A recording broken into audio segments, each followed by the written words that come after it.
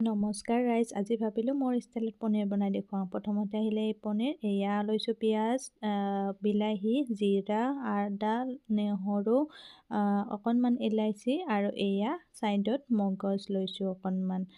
আৰু বলক এতিয়া তেতিয়াহ'লে বনাই দেখুৱাওঁ। এয়া তেল দিছোঁ কেৰাহীত, এয়া পিঁয়াজ, আদা, নহৰু, বিলাহী আৰু এয়া মগজখিনি দি পেলাই অকণমান নিমখ দি দিছোঁ। আৰু এয়া যিহেতুকে মই কেঁচা জলকীয়া শুকান জলকীয়া নিদিওঁ, গতিকে মই কেইটামান দিছোঁ জালুক আৰু এইখিনি পিচি ল'লোঁ। আৰু এয়া মই পনীৰখিনি অকণমান ফ্ৰাই কৰি ল'ম, নিমখ হালধি সানি লৈছোঁ।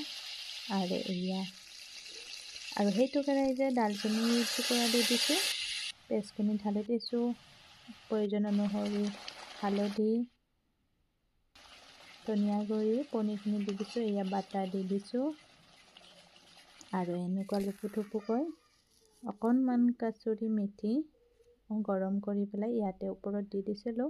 আৰু এতিয়া খাব যে ইমান টেষ্টি হৈছে।